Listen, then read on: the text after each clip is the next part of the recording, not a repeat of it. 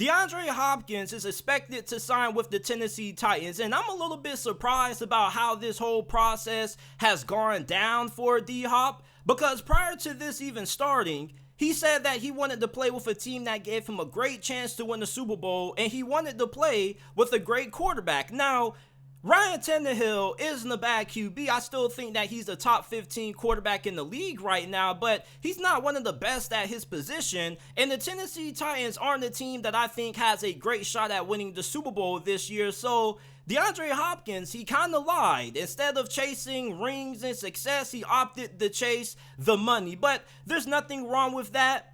And when you look at how DeAndre Hopkins is going to impact Tennessee this season, obviously the Titans are going to have a true number one option at the wide receiver position, which was their biggest concern going into this season, the lack of talent at the wideout position. You have DeAndre Hopkins, who is still one of the best receivers in the game. There are people who keep trying to call DeAndre Hopkins washed up. D-Hop is far from washed up. He missed a good portion of last year, but when he came back and he was on the field, he had 717 receiving yards, 3 receiving touchdowns, and he also had 64 receptions. He was still amongst the best wideouts in the game last year when he was on the field. So Tennessee is getting a premier top 10 wideout, and plus you're going to have somebody who's going to be a good mentor for Treylon Burks. Remember, Treylon Burks was a former first-round pick by the Titans last year, and his rookie season was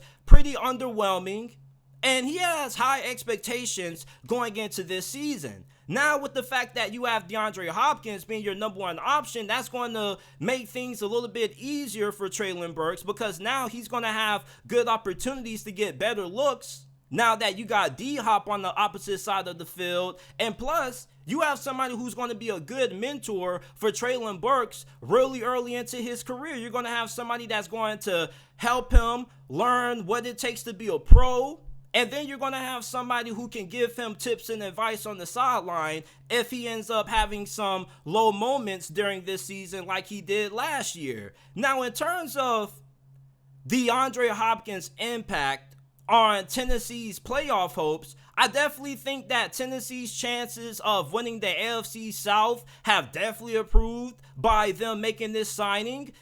We don't know how this offensive line is going to look, but this defense should be really good, and Ryan Tannehill is a really solid QB. I don't know why people keep trying to make it seem like he's washed and he just needs to go ahead and hang it up. Like, Ryan Tannehill, when he was healthy last year, I thought was pretty solid, and pretty solid I think is good enough to give you a shot at winning the AFC South. And even though Jacksonville may be the more talented team in this division, you got to remember that they got Mike Vrabel as their head coach, and as long as they have him, this is always going to be a team that you can't count out. We forget that they went on the road to Arrowhead and only lost by a field goal with Malik Willis being their starting quarterback. So by signing DeAndre Hopkins, the Titans' chances of winning the AFC South increased tremendously, because now you're going to have a true number one option to throw the football to in the passing game. And the thing with DeAndre Hopkins is that he doesn't need the greatest quarterback throwing him the football. As a matter of fact, outside of Deshaun Watson and Kyler Murray, Ryan Tannehill is one of the best quarterbacks that DeAndre Hopkins has had throughout his NFL career. I mean, this guy had hell of unknown quarterbacks throwing him the football.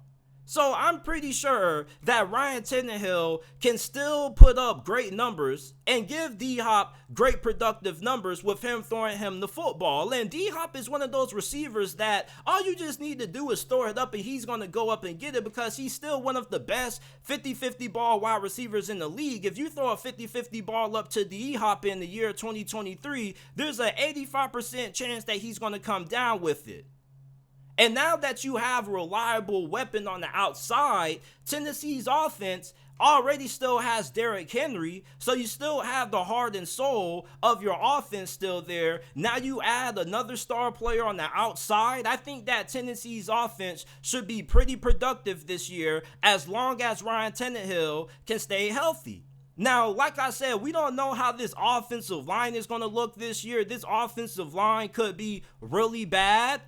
And I'm not saying that D-Hop makes Tennessee a favorite to win the AFC South. I still think that the AFC South is Jacksonville's to lose. Jacksonville still has a better roster than Tennessee, but Tennessee's chances of being able to compete for this division have went up tremendously, because you got to remember that most people believe that the AFC South is going to be a lock for Jacksonville to win it. And now with DeAndre Hopkins going to Tennessee, you now look at the AFC South and you say, Jacksonville probably is my favorite to win it, but I'm not going to overlook Tennessee neither.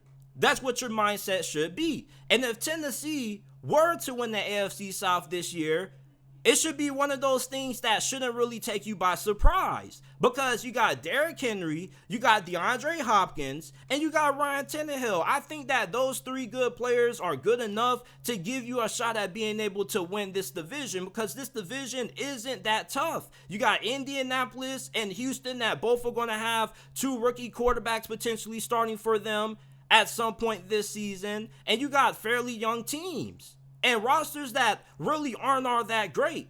Now, Jacksonville, they've had some inconsistencies with their defense. And their offense, as talented as what it is on paper, they have moments where they can start the game out really slow.